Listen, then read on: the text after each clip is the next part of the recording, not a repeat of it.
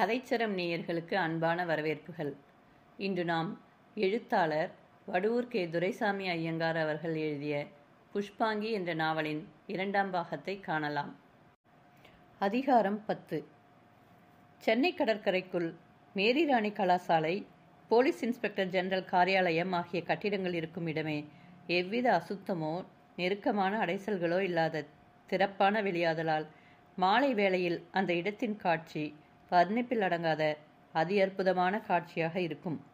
ஒரே இரத்த சிவப்பாக கனிந்து தோன்றிய சூரியனாகிய பெரிய ரசகுண்டு மேற்கு திசையில் அந்தரத்தில் தொங்கி கீழே இறங்குவதும், அதே காலத்தில் குளிர்ந்த சந்திரன் கிழக்கு திக்கிலோ அல்லது வானத்திலோ திடீரென்று பிரசன்னமாக மனமார்ந்த ஆசா பாசங்களை வைத்த அந்தரங்க நண்பர்கள் பிரிந்து கூடுவது போல ஜீவராசிகளது பேதா பேதமின்றி சகல ஜீவராசிகளுக்கும் ஆனந்த தாளாட்டு நடத்தி பரவசம் ஊட்டுவதும் உண்மையில் ஒவ்வொருவரும் தமக்கு தாமே அனுபவித்து உணர வேண்டிய காட்சிகளாக இருந்தன.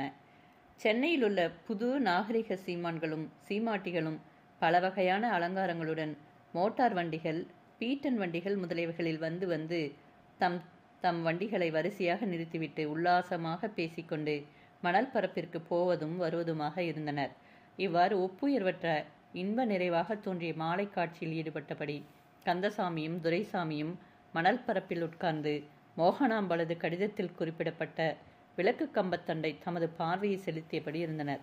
அருகில் போவதும் வருவதுமாயிருந்த சிலர் ஆங்காங்கு மணலில் உட்கார்ந்து கொண்டும் படுத்துக்கொண்டும் ஆனந்தமாக பொழுதுபோக்கினர். கந்தசாமி துரைசாமியை நோக்கி, 5 வருஷ காலத்திற்கு முன் நானும் கோபால்சாமியும் இதே இடத்தில் இருந்து பேசிக்கொண்டிருந்தது இப்போது நடப்பது போல மனதிற்கு எதிரில் அப்படியே நிற்கிறதண்ணா. இந்த இடத்தின் மோகன சக்தியைப் போல நான் இந்த ராஜதானியில் வேறு எந்த இடத்திலும் கண்டதில்லை. 5 வருஷ காலத்திற்கு முன்பு இருந்ததை விட இப்போது இதன் கவர்ச்சி 1000 மடங்கு அதிகப்பட்டு போயிருப்பது போல தோன்றுகிறது. இந்த ஊர் ஜனங்களுக்கு இதுதான் பிரத்யட்ச ஸ்வர்க்கம் என்று கூறினார். துரைசாமி விளக்கு கம்பத்தை பார்த்துவிட்டு, கந்தசாமி, அதோ ஒரு மோட்டார் வண்டி வந்து கம்பத்தின் பக்கத்தில் நிற்கிறது பார். அதில் யாரோ ஒரு ஆண் பிள்ளை அல்லவா இருக்கிறான். அவனே மோட்டாரை ஓட்டி கொண்டு வந்திருக்கிறானே, வண்டியோட்டியை காணோமே. ஆசாமி பாட்ட சாட்டமாகத்தான் இருக்கிறான். இவன்தான் மிஸ் சூகாதேவியோ என்னவோ. இவனுக்கு வயது சுமார் 25 இருக்கலாம் போலிருக்கிறது. ஆள் அழகாகத்தான் இருக்கிறான். இவன் யார் வீட்டு பிள்ளையோ என்னவோ, ஆனால் பார்வைக்கு தக்க பெரிய இடத்தை சேர்ந்தவனாகத்தான் காணப்படுகிறான். உண்மையில் இவன் மோகனாம்பாளை விவாகம் செய்து கொள்ள பிரியப்பட்டால் நேரில் திருநடன வைபவம் பிள்ளையிடம் விவாக பிரஸ்தாபம் செய்து ஒழுங்கான வழியில் போய் காரியத்தை முடித்து கொள்ளலாமே. இம்மாதிரியெல்லாம் ஒளிந்திருந்து பெரியோருடைய கட்டுப்பாடுகளை மீறி இப்படிப்பட்ட காரியங்களை ஏன் செய்ய வேண்டும்? அறியாத பேதையான ஒரு பெண்ணையும் ஏன் இப்படி துன்மார்க்கத்தில் நடத்த வேண்டும்? கந்தசாமி, ஒருவேளை இவன் வேறு ஜாதியனாக இருக்கலாம். ஜாதி விட்டு ஜாதியில் பெண்ணை கொடுக்க தாய் தகப்பன்மார்கள் சம்மதிக்காமல் இருக்கலாம். அப்படியும் ஒருவேளை இருக்கலாம். மோகனாம்பாளுடைய கடிதத்தில் குறிக்கப்பட்ட விளக்கு கம்பத்தடியில் இந்த மனிதன் வந்து நிற்பதிலிருந்து நாம் எதையோ அனுமானித்து பேசுகிறோம். ஒருவேளை இவன் இதில் சம்பந்தப்படாத அந்நிய மனிதனாக இருக்கலாம். தற்செயலாக இந்த இடத்தில் வண்டியை கொணர்ந்து கூட நிறுத்தி இருக்கலாம். இவ்வாறு நண்பர்கள் இருவரும் தமக்குள் மிருதுவான குரலில் சம்பாஷணை செய்தபடி ரஸ்தாவில் இருந்த விளக்கு கம்பத்தை பார்த்த வண்ணமாக இருக்க, அப்போது அவர்களுக்கு சிறிது தூரத்திற்கப்பால் சுமார் 30 அடி தூரத்திற்குள் பல கட்டைகள் கிடந்தன. அவற்றிற்கு அப்பால் ஒரு மனிதர் உட்கார்ந்து கொண்டிருந்தார். அடிக்கடி தண்ணீரின் ஓரமாக எவரேனும் உழுவியபடி போய்க் கொண்டிருந்தனர்.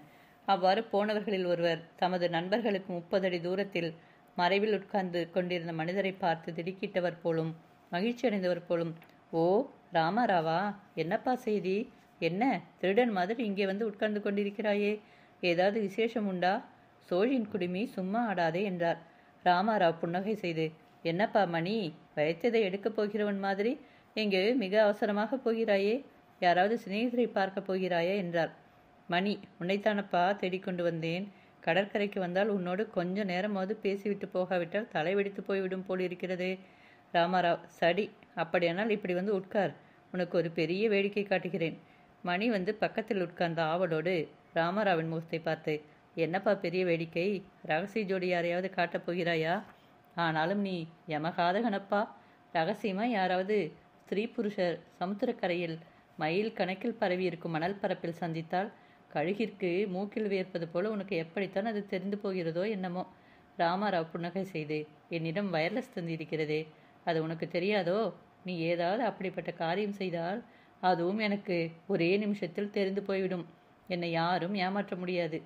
மணி, சரி, அப்படியானால் உனக்கு இந்த கடற்கரையில் சாயங்காலத்திற்கு மாத்திரம் வயர்லெஸ் ஆஃபீஸர் உத்தியோகம் கிடைத்திருக்கிறது போல் இருக்கிறது. ராமாராவ் சிரித்துக்கொண்டு, ஆம், இதற்கு சம்பளம் மாதம் 30 நாள். நீ யாரை மோப்பம் பிடிக்க இங்கே ஒளிந்து கொண்டிருக்கிறாய்? நிஜத்தை சொல்லப்பா. இவ்வாறு பேசி 2 மனிதர்களும் கட்டைகளின் மறைவில் இருந்தனர். ஆனாலும் அவர்கள் சம்பாஷித்தது கணீர் கணீர் என கந்தசாமி, துரைசாமி ஆகிய இருவர்களுடைய செவிகளிலும் படவே அவர்களுடைய சம்பாஷணை மிக சுவாரஸ்யமாக இருந்ததால் அதனை அவர்கள் கவனிக்கத் தொடங்கினர். அப்போது கந்தசாமி தனிவான குரலில், நம்முடைய முக்கியமான சந்தேகம் தீர நல்ல வழி ஏற்பட்டிருக்கிறது. உண்மை எப்படியும் சிறிது நேரத்தில் தெரிந்து போகும் என்று கூறினார். ஏன் அவர் அவ்வாறு கூறினார் என்றால், ராமாராவ் மணியிடம், அதோ விளக்கு கம்பம் தெரிகிறதே, அதற்கு பக்கத்தில் மோட்டார் வண்டியில் இருக்கிற ஆசாமியை பார், அவன் யார் என்று சொல் பார்க்கலாம். மணி மோட்டார் வண்டியில் இருந்த மனிதரை வியப்போடு பார்த்து, ஓஹோ, இந்த ஆசாமியா? அவனை அறியாத மனிதர் கூட இந்த பட்டணத்தில் இருக்கிறார்களா? அவனுக்கு என்னப்பா குறைவு? அப்பா லட்சம் லட்சமாக பணத்தை சேர்த்து வைத்தால் பையன் சுகமாக அனுபவிக்கிறான். இன்றைய தினம் ஏதாவது விரத தினமாக இருக்குமோ? அவன் மாத்திரம் தனியாக வந்திருக்கிறானே. யாராவது கோபிகாஸ்திரி எப்போதும் கூடவே இருப்பாளே. ராமாராவ், இந்த மாதிரி அவன் தனியாக வந்தால் அன்று புதிய ஆசாமி ஒருத்தின் வருகையை எதிர்பார்க்கிறான் என்று நாம் அர்த்தம் செய்து கொள்ள வேண்டும்.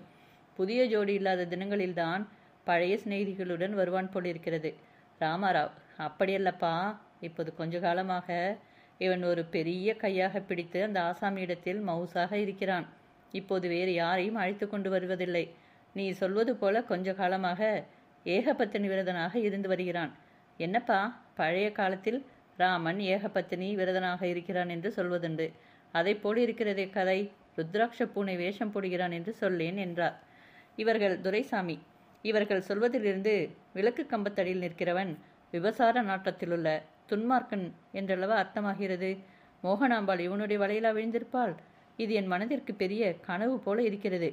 அநேகமாக இவன் வேறு ஆசாமிகத்தான இருக்க வேண்டும். இருக்கட்டும், இவர்கள் இன்னும் என்ன பேசுகிறார்கள் என்பதை கவனிப்போம். மணி, பணம் கையில் ஏராளமாக இருந்தால் எல்லா விதமான சண்டாளங்களையும் மறைத்து கொண்டு என்னென்னவோ செய்கிறார்கள். அவர்கள் பகிங்கரமாக என்ன செய்தாலும் அவர்களை யாரும் எதுவும் அசைக்க முடிவதில்லை. நம்மை போல் இருப்பவர்கள் புரளி பண்ணுவதெல்லாம் சூரியனை கண்டு நாய் குலைப்பது போலத்தான் முடியும். அது இருக்கட்டும் ராமாராவ், இந்த ராயப்பேட்டை ஆடுதன ராஜாவின் வலையில் இப்போது வந்து வீழ்ந்திருக்கும் மான் யாரப்பா? அதையும் தான் கொஞ்சம் சொல்லேன். ராமாராவ், முதல் மந்திரி திருநடன வைபவம் பிள்ளை இருக்கிறார் அல்லவா? அவருக்கு லட்டு லட்டாக 2 பெண்கள் இருக்கிறார்கள். அவர்களுக்கு இது நல்ல யவன பிரயாமமாம். அவர்கள் அடங்கி ஒடுங்கி பங்களாவில் இருக்க மாட்டேன் என்கிறார்களாம். அவர்களுள் ஒருத்தியைத்தான் இந்த ஆடுதன ராஜா பிடித்திருக்கிறான். மணி, அப்படி சொல்லப்பா, ஆசாமி சரியான கையைத்தான் பார்த்து பிடித்திருக்கிறான். அவள் மூலமாக லட்சக்கணக்கில் வீட்டு சொத்தையெல்லாம் தடையில்லாமல் அபகரித்து விடுவான். ராமாராவ், அதுதான் இவனுடைய உள்கருத்து. இவன் எந்த இடத்திற்கு போய் சேர்ந்தாலும் அந்த குடும்பத்தில் உள்ள அக்கா, தங்கை முதலிய எல்லா ஸ்திரீகளையும் கையில் போட்டுக்கொண்டு அவர்களிடம் உள்ள சொத்து முழுவதையும் அபகரித்து கொண்டு மெல்ல அவர்களை கழித்து விட்டு விடுவான். அதே எண்ணத்துடன் தான் இந்த பெண்ணையும் பிடித்திருக்க வேண்டும். மணி, அப்படியானால் மந்திரி வீட்டிலுள்ள 2 பெண்களும் இவனுக்கு சிநேகம்தானா? ராமாராவ், மூத்த பெண்ணுக்கு பைத்தியம் பிடித்து போயிருக்கிறதாம்.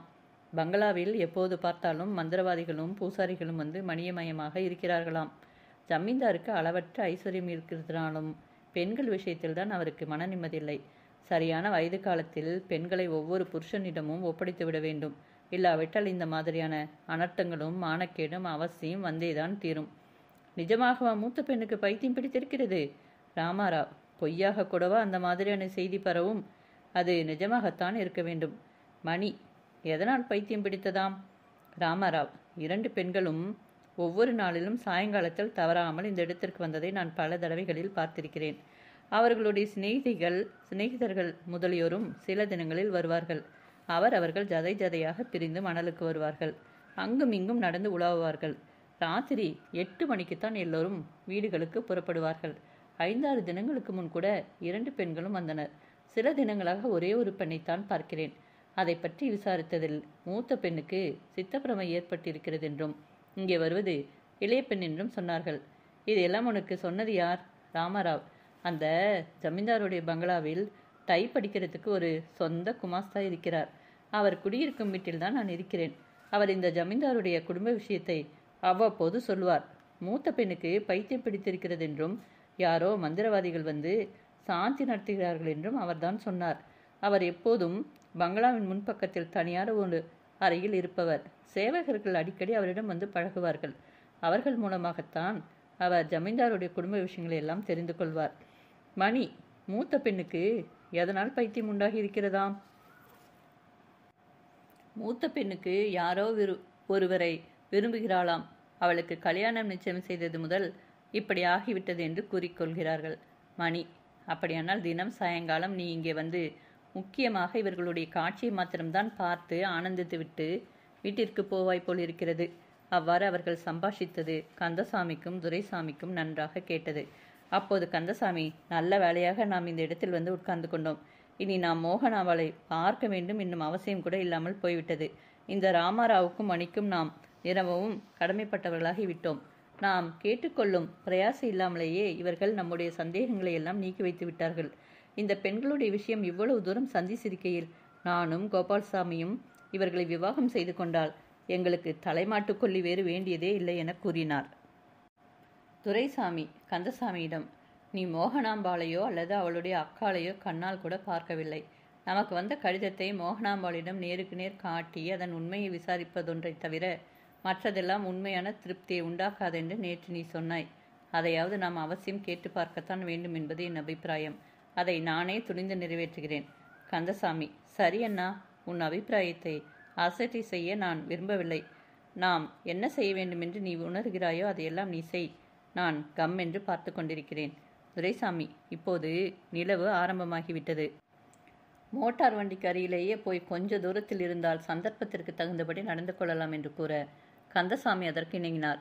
இருவரும் எழுந்து அவ்விடத்தை விட்டு ரஸ்தாவை நோக்கி நடந்து மோட்டார் வண்டி நிறுத்தப்பட்டிருந்த இடத்திற்கு சுமார் 100 கஜத்திற்கு அப்பால் சில சவுக்கு மரத்து அடியில் காணப்பட்ட ஓர் இரும்பு விசிப்பலகையில் மேல் அமர்ந்து கொண்டார்கள். இன்னொரு மோட்டார் வண்டி முன் இருந்த மோட்டார் வண்டிக்கு பக்கத்தில் வந்து நின்றதை நண்பர்கள் இருவரும் கவனித்து ஒருவருக்கொருவர் சைகை செய்து கொண்டதன்றி இருவரும் கீழ்ப்பார்வையாக வண்டியை நோக்கத் தொடங்கினர். அந்த மோட்டார் வண்டி ஒரு சிறிய மூடு மோட்டார் வண்டி. அதன் முன்புறத்தில் வண்டியோட்டியும் வெள்ளி வில்லை அணிந்த ஒரு சேவகனும் உட்கார்ந்திருந்தனர். பின்புறத்தில் மூட்டத்திற்குள் இன்னார் இருந்தார்கள் என்பது முதல் பார்வையில் அவர்களுக்கு தெரியவில்லை. வில்லை தரித்த டலாயத்தை பார்த்தவுடனேயே நண்பர் இருவரது முகங்களும் வாட்டமடைந்து வீழ்ந்து போயின. முக்கியமாக துரைசாமியின் தோற்றம் அசடு வழிந்த விகார தோற்றமாகவும் மானபங்கமடைந்தவருடைய தோற்றமாகவும் மாறிப்போயிற்று. அதற்கேற்றபடி கந்தசாமி தனிவான குரலில், டலாயத்தை பார்த்தாயல்லவா, இன்னும் கூடவா சந்தேகம் என்றார். துரைசாமி திகைப்பும் கலக்கமும் அடைந்து வாய் திறந்து பேச மாட்டாமல் மௌனத்திலும் அதீதமான விசனத்திலும் ஆழ்ந்து போனவராக காணப்பட்டார். அவ்வாறு இரண்டாவது வண்டி வந்து நின்றவுடன் அதுவரையில் தனது வண்டியிலேயே கற்சிலை போல அசைவற்று உட்கார்ந்திருந்த மாஸ்டர் மன்மதன் சரையல் என்று முகத்தெளிவும் ஊக்கமும் ஆவேசமும் கொண்டவனாக சரையல் என்று எழுந்து வண்டியை விட்டு கீழே இறங்கி விசையாக நடந்து வந்து இரண்டாவது வண்டியின் பக்கமாக நின்று அபாரமான ஆனந்தத்தினால் வளர்ந்து போன முகத்தோடு உள்பக்கத்தை பார்த்து மிக வினயமாகவும் பிரேமை ததும்பிய தோற்றத்தோடும் வண்டியின் கதவை திறந்துவிட அடுத்த வினாடியில் அழகு திரளாக தோன்றிய ஒரு யவன மடந்தை பாதாதி கேசம் வரையில் பட்டாடைகள், ஜரிகைகள், வைர ஆபரணங்கள் முதலியவை மின்சார வெளிச்சத்தில் ஜிலு ஜிலு என்று மின்ன மிக துடியாக கீழே இறங்கி மாஸ்டர் மன்மதனுக்கு பக்கத்தில் வந்து நின்றாள். உடனே இருவரும் ரகசியமாக ஏதோ வார்த்தைகளை ஒருவரோடு ஒருவர் சொல்லிக் கொண்டதாக தோன்றியது. உடனே மாஸ்டர் மன்மதன் அந்த ஏந்தெழில் அணங்கை அழைத்து கொண்டு மணல் பரப்பில் இறங்கி சுமார் 1/4 பர்லாங்கு அப்பால் இருந்த தண்ணீரை நோக்கி நடக்கலானார்கள். விசிப்பலகையின் மீதிருந்த நண்பர்கள் இருவருக்கும் அந்த ஜதையை பார்க்க கண்கள் கூசின. அந்த பெண் எப்படி இருக்கிறாள் என்பதை தெரிந்து கொள்ள வேண்டும் என்னும் தடுக்க இயலாத ஒரு உணர்ச்சினால் தூண்டப்பட்டு இருவரும் தமது தலையை நிமித்தி அந்த யவன ஜதை சென்றதை பார்த்தனர். அந்த மடந்தையின் மேனி தந்த தகடு போன்ற தோற்றமுடையதாகவும் கண்களையும் மனதையும் இன்பமாக கவர்ந்தது. அவள் நடுத்தரமான உயரமும் அதி ஆச்சரியகரமான அங்க அமைப்பும் உடைய கட்டழகியாக தோன்றினாள். அவள் நடந்ததால் ஏற்பட்ட அசைவு அவளது பின்னழகை 10,000 மடங்கு பெருக்கி தெய்வரம்பை நடனமாடி அழகு நடை நடந்து போனது போல இயற்கையிலேயே தோன்றியது. வண்டியில் இருந்த 2 ஆட்களில் ஒருவன் கீழே இறங்கிவிட்டான். கந்தசாமியும் துரைசாமியும் தங்களுடைய திகைப்பிலிருந்து மீண்டு நிமிர்ந்த காலத்தில் அந்த டயலாத் கீழே குனிந்தபடி அவர்கள் இருந்த திக்கை நோக்கி உலாவி வந்து கொண்டிருந்தான். அவனுடைய மார்பில் பிரகாசித்துக் கொண்டிருந்த வெள்ளி வில்லையும் ஜரிகை பட்டிகள் வைத்து தைக்கப்பட்ட டவாலி பட்டையும் மின்சார வெளிச்சத்தில் நன்றாக பிரகாசித்தன.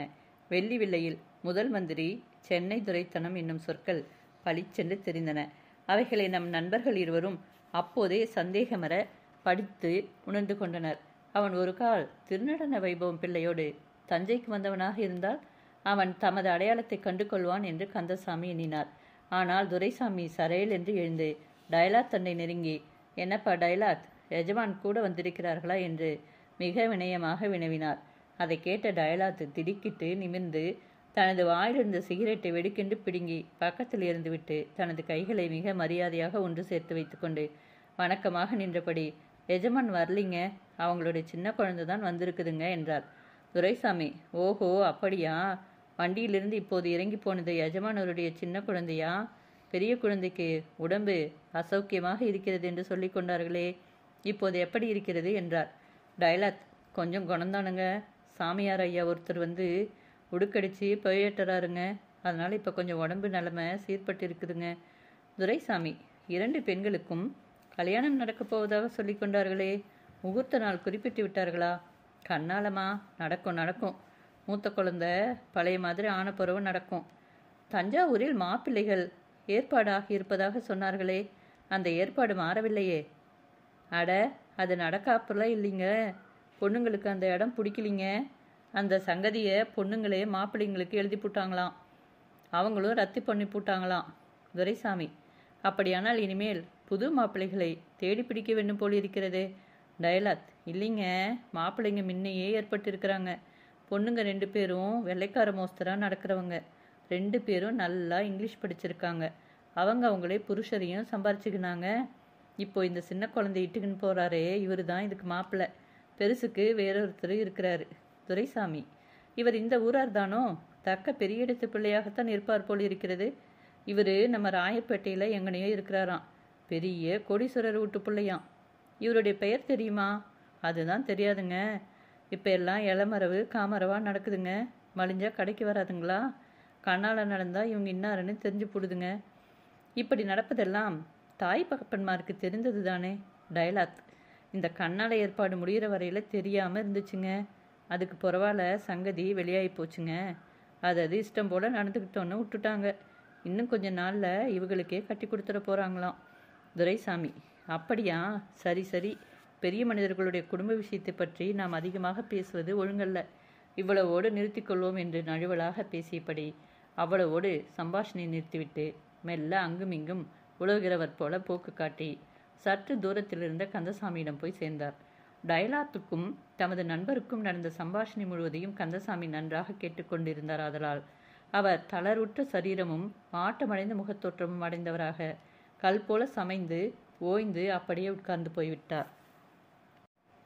இருவரும் உடனே அந்த இடத்தை விட்டு நடந்து வடக்கு திக்கில் சுமார் அரை பர்லாங்கு தூரத்தில் நிறுத்தப்பட்டிருந்த தங்கள் வாடகை மோட்டார் வண்டி அண்டை போய் சேர்ந்தனர்.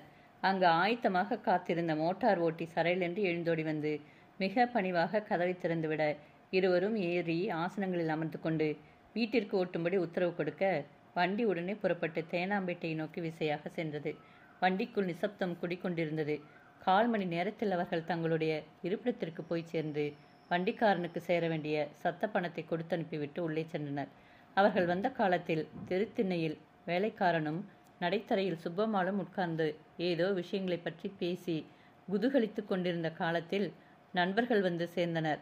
சுப்பம்மாள் குபீரென்று எழுந்து உள்பக்கத்தில் சென்று மறைந்து கொண்டாள். வேலைக்காரன் கீழே இறங்கி வண்டியின் கதவை திறந்துவிட்டு தூர விலகி நின்று நண்பர்கள் இருவரும் உள்ளே சென்ற பின் தெருக்கதவை மூடி உட்புறத்தில் தாளிட்டு கொண்டு 2வது கட்டிற்கு சென்றான். கந்தசாமி அப்போதே ஏதோ தீர்மானத்தை செய்து கொண்டவர் போல காணப்பட்டார். ஏனண்ணா, இப்போது மணி 7:30 தானே ஆகிறது. 9 மணி எக்ஸ்பிரஸ் ரயிலில் போய்விடுவோமா? நாளை இரவு வரையில் இந்த ஊரில் நமக்கு என்ன வேலை இருக்கிறது? துரைசாமி, ஏதாவது தலைப்போகிற அவசரமான சமயமாயிருந்தால் வேலைக்காரர்களை நாம் முடுக்கலாம். அவசரம் இல்லாத போது ஏன் அவர்களுக்கு அனாவசியமாக தொந்தரவு கொடுக்கிறது? நாளைக்கே போகலாமே.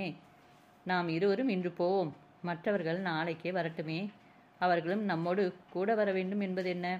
துரைசாமி: அப்படி வேண்டுமானால் செய்யலாம். ஆனால் இன்னொரு விஷயமும் இருக்கிறது. நாம் கோரி வந்த விஷயம் மிக முக்கியமானது. அதை பற்றி நாம் நன்றாக ஆலோசித்து சரியான முடிவிற்கு இன்னும் வரவில்லை. இந்த இரவும் நாளை பகலும் நாம் நிம்மதியாக இருந்து தீர்க்க ஆலோசனை செய்து விஷயத்தை முடிவு கட்டிக்கொண்டு நாளை இரவு வண்டியிலேயே போவோமே. இந்த ஒரு தினத்திற்குள் நாம் ஊருக்கு போய் என்னதான் வெட்டி வேலை செய்ய போகிறோம்? கந்தசாமி: சரி, அப்படியானால் நாளைக்கே போவோம். நாம் இவ்வளவு சீக்கிரமாக போவதில் சுப்பம்மாளுக்கு தான் மனதிற்கு நிரம்பவும் கஷ்டமாக இருக்கும். தான் செய்த காரியத்தினாலேயே தன் உத்தியோகம் உடனே போய்விடும் என்பது தெரிந்திருந்தால் அவள் இவ்வளவு பாடுபட்டு கடித்து கொண்டு வந்து நம்மிடம் கொடுத்திருக்க மாட்டாள். துரைசாமி: வேறொன்றுமில்லை. இந்த டயலாத்தும் நானும் பேசிக்கொண்டிருந்ததையெல்லாம் நீ கேட்டாயல்லவா? அதில் முக்கியமான ஒரு விஷயம் இருக்கிறது. அந்த பெண்ணை அழைத்து கொண்டு போன யவன புருஷன் ராயப்பட்டில் இருப்பவன் என்று டயலாத் சொல்லுகிறான். ஆனால் அவன் இன்னாருடைய வீட்டு பிள்ளை என்பது தனக்கு தெரியாது என்கிறான். அவன் சொன்னது உண்மையாகவே இருக்கலாம். இந்த பெண்ணும் அந்த யவன புருஷனும் கெட்ட காரியம் செய்ததை தான் நேரில் பார்த்ததாக டயலாத் சொல்லவில்லை. ஆகையால் இந்த டயலாத் சொன்னதிலிருந்து இந்த பெண் கெட்ட காரியம் எதையும் செய்ததாக ருஜு ஏற்படவில்லை. எல்லாவற்றிற்கும் நாம் அவனை பற்றி விசாரித்து அவன் இவர்களுக்கு நெருங்கிய சொந்தக்காரனா, இவர்களிடம் எப்படி நடந்து கொள்கிறான் என்பதை விசாரித்து பார்க்க வேண்டும். அதில் நமக்கு திருப்திகரமான தகவல் கிடைக்காவிட்டால் அந்த பெண்ணையே தனிமையில் பார்த்து நமக்கு வந்த கடிதத்தை காட்டி அவள் வாய் மூலமாக அதை உறுதிப்படுத்திக் கொள்ள வேண்டும். இதை செய்யாவிட்டால் நாம் ஊருக்கு புறப்பட்டு போய்விடலாம். இதை செய்துவிட வேண்டும். அதற்கு மேல் ஒரு நிமிஷ காலம் கூட இந்த ஊரில் நாம் இருக்க வேண்டியதில்லை. நான் ராயப்பேட்டைக்கு போய் மதனா பாலேஸ் எங்கிருக்கிறது என்பதை விசாரித்து தெரிந்து கொண்டு இப்போது வந்த யவன புருஷனை பற்றிய தகவல்களை எல்லாம் எவ்வளவு தூரம் தெரிந்து கொள்ள முடியுமோ அவ்வளவு தூரம் தெரிந்து கொண்டு வருகிறேன். இந்த வேலையை நாளைய காலையிலிருந்து கவனிக்கிறேன். மோகனாம்பாளை பார்க்கும் வேலையை மாத்திரம் நீதான் செய்ய வேண்டும். அந்த காரியத்திற்கு என்னை போன்றவர்கள் போவது ஒழுங்கல்ல. கந்தசாமி: நீயே தான் அதற்கும் போக வேண்டும். துரைசாமி சிறிது காலம் சிந்தனை செய்தார். சரி, உனக்கு மனமில்லாவிட்டால் நீ போக வேண்டாம். நானே போகிறேன். எல்லாவற்றிற்கும் நீ ஒரு கடிதம் எழுதி கொடு. கந்தசாமி: எப்படியாவது தந்திரம் செய்து காரியத்தை முடித்து கொண்டு வந்து சேர். நான் கடிதத்தில் என்ன எழுதுவது? துரைசாமி: பெண்ணின் பெயர், உன் பெயர் முதலியவர்களை குறிப்பிடாமலும் விஷயத்தை அவள் சூட்சுமத்தில் தெரிந்து கொள்ளும்படியும் ஏதாவது 2 வரிகள் எழுதி கொடு. உன் சம்சாரத்திற்கு கடிதம் எழுத உனக்கு நான் சொல்லியா கொடுக்க வேண்டும்? கந்தசாமி: என்னன்னா, நீ கூட இந்த அசத்தர்மமான வேலையில் தமாஷ் பண்ணுகிறாய். எனக்கு சம்பந்தமே இல்லாத ஒருத்தியை என் சம்சாரம் என்று சொல்வது கர்ண கடூரமாக இருக்கிறது. இனிமேல் அந்த வார்த்தையை உபயோகிக்க வேண்டாம். துரைசாமி: அந்த பெண் நிஷ்கலங்கமானவளாக இருக்க வேண்டும். உனக்கே வாழ்க்கைப்பட வேண்டும் என்ற ஒரு பைத்தியக்கார சபலம் இன்னமும் என் மனதில் இருந்து போராடுகிறது. அதனால்தான் என்னையன்றி அந்த வார்த்தை தானாகவே வந்துவிட்டது. நாளை தினம்தான் கடைசி தினம். அது எப்படித்தான் முடியப் போகிறதோ? தெய்வம்தான் நமக்கு துணையாக இருக்க வேண்டும் என்று தழுதழுத்த குரலில் கூறினார்.